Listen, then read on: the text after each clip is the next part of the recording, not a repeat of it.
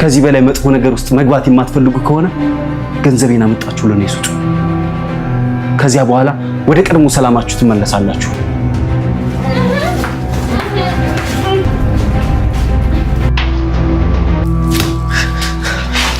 ተንከስን በመኪና ወስዶታል። ቆይ ግን ለመድበት ማለቴ እሱ ሰውየውን በደንብ ስለማውቀው ከዚህ ሁሉ ሊያወጣን ይችላል ብዬ እኮ። አይሆንም፣ ሌላም ሰው ሆነ ፖሊስም ሆነ ስለዚህ ጉዳይ ማወቅ የለበትም። ካወቀ ተንከስ ችግር ውስጥ ነው የሚገባው። ተንከስ ምንም ይዞብን እንደመጣ ፈጣሪ ነው የሚያውቀው። ቆይ ልጁ እዛ ታግቶ አንተ ስለራስ ነው አይደል አሁንም እያሰብክ ያለው? መሳይ ስለፈጠራውን እንኳን ተው። ለምንድን ነው መተው እንዴ? ቆይ ሲጀመር ለዚህ ሁሉ መስቀልቀል ዋና አደጋው ማን ሆነና? አንተ እኮ ነህ ገንዘቡን አንስጥ ሰዎቹ ሊመለሱ ይችላሉ ስለምቢ ያልከው። ይኸው ለዚህ ሁሉ ችግር መፈጠረው ምክንያቱ አንተ ነህ። እውነት አንተ ለገንዘብ ብለህ እንጂ ለኛ ብለህ ነው እንደዛ ያልከው? መሳይ ለገንዘብ ያለህን አቋም እኮ በደንብ አድርጌ አውቃለሁ። ይኸውልህ የዘራውን ችግር ወይም ስተትህን በሰው አታላክ። ይሄ ልጅ አንድ ነገር ይሁንና አንተ ነህ ተጠያቂ።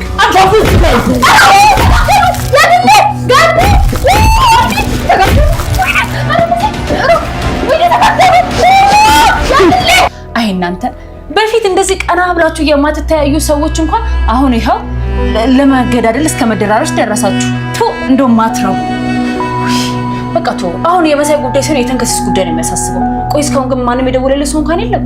ይኸው በጠዋት ተነስቼ እስካሁን ስልኩን እየጠበቅኩ ነው። ማንም የደወለ ሰው የለም። አብርሽ ፖሊስ ጣቢያ ሄዶ የገንዘቡ ባለቤት ተገኝታለች ብሎ ለምን እኔን ይዞኝ ሄደ? ያው ብሩ 10 ሚሊዮን ነው ብለ የለ ገንዘቡን ደግሞ ኬታ መጣችሁ ከተባለ ለሱ ደግሞ የሆነ መላ ፈጥርለታል። በቃ እንደዚህ አመጣሽ የወለድሽው ሐሳብ ይሄ ብቻ ነው? በእርግጥ አደጋለሁ አይደል? እኔ ገንዘብ ብቻ ነው የምፈልገው። ትሰማኛለህ? 10 ሚሊዮን ብሬን አንድ ብር ሳይጎድል ላይ የምፈልገው። ቆይ ገንዘቡን እኛ ግቢ ውስጥ የጣለው ሰው ሌላ ሰው ነው አላልክም እንዴ? ለምን የጣለው ሰው የራሱ መጥቶ አይጠይቀንም? አንተ ሰውዬ ግን ልታስፈጀን ነው እንዴ? ኧረ በእናትህ እንዴት ነው ተምጣ በስርዓት አወራው። ለማንኛውም የትናን ጉዳይ ሌላ ጊዜ እንመለስበታለን። አሁን ግን ገንዘቤን ነው የምፈልግ። እውነቴን ነው። እስከ ማታ ገንዘቤን የማታዘገጁልኝ ከሆነ ይህን ኩርንችት ሰውዬ ሟች ነው። እንደው ለኔ ባረገው ተገዚ ሲዬውሽ ምን ውስጥ ነው የገባው? ከዚህ በፊት ሲፈራ እንደነበረው አሁን ላይ የገንዘቡ ነገር ትልቅ ጣጣ ይዞባቸው መጥቷል ማለት ነው። ከሁሉም ነገር በላይ ደግሞ ነገሩን ከባድ ያደረገው ገንዘቡ የዝና ሰዎች መሆኑ ነው ማለት ነው።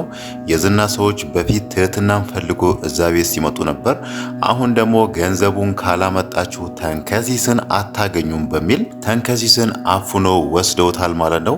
ሌላው ነገር ደግሞ በጣም አሳሳቢ የሆነው ከዚህም በፊት የዝና ሰዎች ተንከሲስ ለናይጄሪያ ጠንቋዮች ያስፈልጋል፣ እነሱ እሱን ይፈልጉታል በሚል ለናይጄሪያኖች ለመሸጥ እሱን ሲፈልጉት ነበርና አሁን ደግሞ ተንከሲስ በእጃቸው ስለገባ ምናልባትም ይሄንን ነገር ሰበብ አድርጎ ደግሞ ተንከሲስን ሊሸጡት ይችላሉ ማለት ነው። ያው ባለፈው እንዳየነው አብርሽ ገንዘቡን ወስዶ ለፖሊሶች ሰጥቷልና ሄዶ አሁን ላይ ፖሊሶችን እንደ ቀላሉ ገንዘቡን አምጦ በቃ እንደዚህ ሆኗል ብሎ ሊቀበላቸው ስለማይችል እናም ደግሞ ስለዚህ ጉዳይ ፖሊሶች ከሰሙ የገንዘቡ ባለቤቶች ሌሊት እኛ ቤት ገብቶ እኛን አስፈራርቶ ነበር፣ እንዲያድርጎ ነበር፣ ወንጀለኞች ናቸው የሚለውን ነገር እና አብርሽ ሄዶ ከተናዘዙና ይሄን ነገር ከጠቆሙ እዛ ጋር ተንከሲስ ላይ የሆነ ጉዳት መድረሱ አይቀርም ማለት ነው።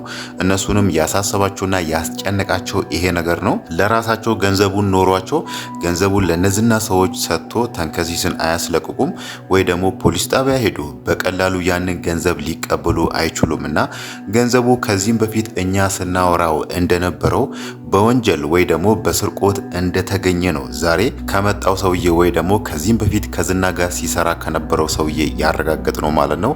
ፖሊሶች ወይ ደግሞ የገንዘቡ ባለቤቶች ሲያባረሩ ገንዘቡን የነ አብርሽ ግቢ ውስጥ ወርውሮ ነው ያ ሰው አሁን ላይ እስር ቤት የገባው ማለት ነው። አሁን ደግሞ ከዝና ጋር ሲሰራ የነበረው ልጅ ይሄንን ገንዘብ ካላመጣችሁ ተንከሲስን አታገኙትም በሚል እሱን አፍኖ ወስዷልና እነ አብርሽ አሁን ላይ በጣም ጭንቀት ውስጥ ገብቷል ማለት ነው። ይሄ ነገር እንዴት እንደሚሆን ባይታወቅም ምናልባትም ገንዘቡን ካላገኙትና እዛ ጋር ከዚህም በፊት ተንከሲስን ሲፈልጉ የነበሩ ናይጄሪያኖች አሁን ላይ ባይኖሩ ራሱ የዝና ሰዎች በጣም ወንጀለኞች ናቸው።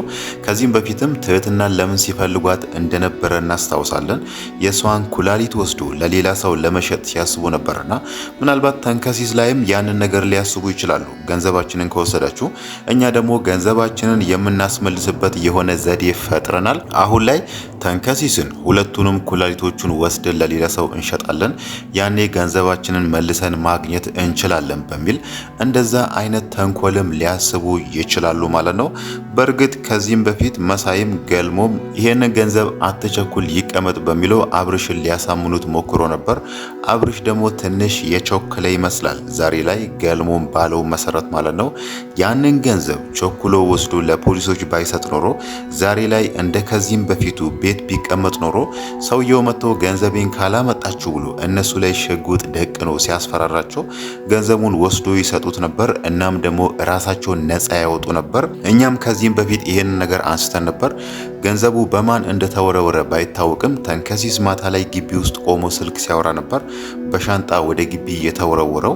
ይሄ ነገር ደግሞ የወንጀለኞች ወይ ደግሞ የሌቦች እንደሆነ ግልጽ ነው። ሌቦችም እዛ ግቢ ውስጥ የወረወሩት ከሚያባረራቸው ነገር ካመለጡ በኋላ ግቢውን ስለሚያውቁት ቀጥ ብሎ መጥቶ ሰዎቹን ከወሰዱ ሻንጣውን ከነሱ ሊቀበሉ ያንን ነገር አቅዶ ነው የወረወሩትና አብርሽ ይሄንን ነገር እሳቤ ውስጥ ማስገባት ነበረበት። የወረወሩ ሰዎች መመለሳቸው አይቀርም በሚለው ገንዘቡን ቢያስቀምጥ ዛሬ ላይ ይሄ ነገር ባልተከተላቸው ነበር ማለት ነው። እሱ ደግሞ የገንዘቡ ባለቤቶች ሲቆዩ ነው በእርግጥ ገንዘቡን የወረወረው ሰውዬ እስር ቤት ገብቶ ከዛም በኋላ አሁን ላይ ከዝና ጋር ሲሰራ የነበረው ሰው እንዴት እንደሆነ ባይታወቅም ሰውየውን ሄዶ አግኝቶ በሚስጥር የነ አብርሽን ግቢ ነግሮት ነው የመጣውና ለዛ ነው እዛ መሃል ትንሽ ጊዜ የፈጀው።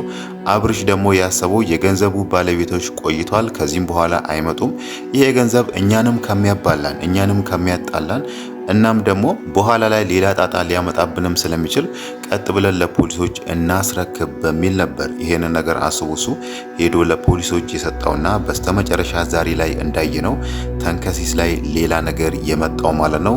አሁን ላይ ተንከሲስን ከነሱ ለማስለቀቅ በጣም ከባድ የሚሆን ይመስላል። ምናልባት እዛ ጋር ትህትና ባወራችሁ መሰረት ለመድብል ደውዬ ይሄንን ነገር ልንገር፣ መድብል ሰውየውን ስለሚያውቀው ምናልባት እንዴት ተንከሲስን ከነሱ እንደምናስመልጥ የሆነ ዘዴ መፍጠሩ አይቀርም ባለችው መሰረት ምናልባት ትህትና ለመድብል ደውላ መድብል ደግሞ ይሄንን ነገር በአንዳች ምክንያት ተንከሲስን ነፃ ካላወጣው በስተቀር ማለት ነው። ሌላው ነገር ደግሞ የመሳይና የአብርሽ መጣላት ነው። በእርግጥ መሳይ ከዚህም በፊት አብርሽን ይሄንን ገንዘብ አትቸኩል ይቀመጥ ብሎ አብርሽን ሲጎተጉተ ነበር።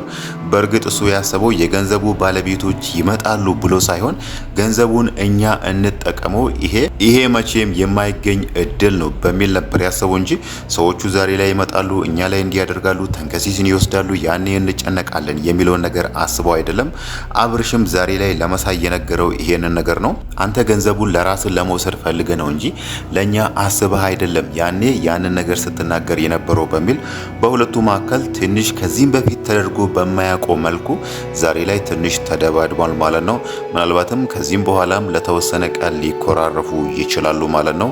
አብርሽ ከዚህም በፊት ብቻውን ሲኖር ነበር። እዛ ቤት ውስጥ ያሉ አባላትን እንዳለ አንድ ባንድ ነበር እንደ ወንድሞቹ አንድ ላይ እንዲኖሩ ሰብስቦ አሁን ላይ እንደ ቤተሰብ አንድ ላይ እየኖሩ የነበረው ማለት ነው። ግን ደግሞ የመሳይ ጸባይ ለአብርሽ የተመቸው አይመስልምና መሳይ እኛም እንዳየነው ገንዘብ ላይ ያለው አቋም ትንሽ ጠጠር ያለ ወይ ደግሞ ጠንከር ያለ ነውና ገንዘቡ እዛ ጋር 10 ሚሊዮን ብሩን እንዴት ወስደን ለፖሊሶች እንሰጣለን፣ እኛ እንጠቀም፣ እኛ እንዲናድርግ በሚል ነበር እሱ ከዚህም በፊት ሲከራከር የነበረው ማለት ነው። አሁን ደግሞ ይሄ ነገር ቤተሰቡ ላይ መጥቷልና ምናልባት ከዚህ ነገር ለመውጣት በጣም ከባድ የሚሆንባቸው ይመስላል ማለት ነው። ትህትና እዛ ጋር ባለችው መሰረት ለመድብል ደውላ መድብል ደግሞ ይሄንን ነገር መጥቶ ካገዛቸው ምናልባት በተወሰነም ተንከሲስ የመውጣት ተስፋ አለው ማለት ነው። ግን ደግሞ ጥያቄው እዛ ጋር መድብል ከዚህም በኋላ ትህትና ስደውልለት የትህትናን ስልክ ያነሳታል። እሷ ያንተን እርዳታ ፈልጌ ነው መድብል ድረስልኝ እንዲሆኛለሁ የሚለውን ነገር ስትጠይቀው መድብል እሺ ብሎ ይመጣላታል የሚለው ነገር አሁን ላይ በጣም ጥያቄ ነው ማለት ነው። ለምን ከተባለ ባለፈው ትህትናና መድብል ሲለያዩ ትህትና ለሱ ምንም ቦታ እንዳሌላት ሌላ የምታፈቅረው የምትወደው ሰው እንዳላትና መድብልን እንደ ወንድሟ እንደምታየው መቼም እሱ ልታፈቅር እንደማትችል ለሱም ነግረዋለች። ይሄንን ነገር ለአብርሽም አረጋግጣ ነበርና መድብል ያኔ በጣም ተከፍቶ ነበር፣ በጣም አዝኖ ነበር። ትህትና እንዲህ ትለኛለች የሚለውን ነገር አስቦ አያውቅም። እሱ ከመጀመሪያ ቀን ጀምሮ ያኔ ከዝና ቤት ውስጥ እሷን ለማስመለጥ ህይወቱን አደጋ ላይ ከጣለበት ቀን ጀምሮ ትህትናን በብዙ መንገድ ሲያግዛት ነበር፣ በብዙ መንገድ ከሷ ጎን ቆመ ነበርና እሷ ደግሞ ደግሞ አሁን ላይ ለመድብል እድሉን ልትሰጠው አልቻለችም ማለት ነው። በእርግጥ መድብል ቀድሞ አፍቅሯታልና እሷም ለምን መድብል እንዳፈቀራት አላፈቀረችውም ሳይሆን መድብል ፍቅሩን እንዲሰጣት ወይ ደግሞ እንዲንከባከባት ወይ ደግሞ ከሷ ጋር ግንኙነት እንዲጀምር የሚለውን ነገር ራሱ እድሉን አልሰጠችውም። ያንን እድል ሰጣው ከጊዜ በኋላ መድብልን ካልወደደችው እድሉን ሰጥቼ ነበር፣ ግን ደግሞ ካንተ ፍቅር ሊይዘኝ አልቻለም፣ እኔ ሌላ ሰው ወድጃለሁ የሚለውን ነገር ብትናገር በሷ አይፈረድም። እሷ ደግሞ ባገኘችው አጋጣሚ ሁሉ መድብልን ትርቀዋለች። ግን ደግሞ የሆነ ችግር ሲገጥማት የሆነ እርዳታ ሲያስፈልጋት ዛሬ ላይ ለማድረግ እንዳሰበችው ለመድብል ትደውላለች። መድብል ደግሞ ያግዛታል። አሁን ላይ ደግሞ መድብል ባለፈው በሷ ትንሽ ቅር ተሰኝቷል ወይ ደግሞ በሷ ልቡ ተጎድቷልና ምናልባት ከዚህም በኋላ እሷ ደውላ ላግኘ እንዲሆኛሉ የሚለውን ነገር ብትጠይቀው ምናልባት እሺ ላይላት ይችላል ማለት ነው። ለምን ከተባለ ባለፈውም እኔ ሌላ የምወደው የማፈቅረው ሰው አለ ብላ ለመድብል ስትነግረው በቀጥታ እሱ የነገራት አብርሽን ነው ወይስ ሌላ ሰው ነው ማንን ነው የምትወጂው የሚለውን ነገር ቢጠይቃትም እሷ ልትነግረው አልቻለችም ማለት ነው። አሁን ላይ ደግሞ ደውላ እንዲሆኛለሁ መድብል ድረስልኝ የሚለው ነገር ብትጠይቀው ምናልባትም ለአብርሽ ደውዪ አብርሽ ይርዳሽ አብርሽ እንዲያደርግልሽ የሚለውን ነገርም ሊላት ይችላል ማለት ነው። ትህትና በእርግጥ አሁን ላይ ያንን ነገር እያደረገች ያለችው መድብልን ከራሷ እያራቀች ያለችው በፍቅር መልክ ማለት ነው። እሷ አሁን ላይ አብርሽን አፍቅሬዋለሁ አብርሽን የራሴ ማድረግ አለብኝ የሚለውን ነገር ነው የምታስበው። አብርሽ ደግሞ የግሌን ነው የሚያፈቅረው። ዛሬ ራሱ ሰውየው የግሌ ላይ ሲጨውና የግሌ ላይ ሽጉጥ ሲደቅን አብርሽ እንዴት እንደሆነ አይተናል። ያ ማለት ከሷም በፊት እኔም ጉዳኝ ማለት ነውና የግሌ ደግሞ ገልሞን ነው የምታፈቅረው ገልሞን ነው የምትወደው። ባለፈው አብርሽ ስለሳማት ራሱ ድጋሜ እንዳትስመኝ ለአሁኑ ይቅርታ አድርጌልሃለሁ፣ ይሄንን ነገር ካልደገምከው ከዚህም በኋላም ካልሞከርከው ችግር የለውም ብላዋለችና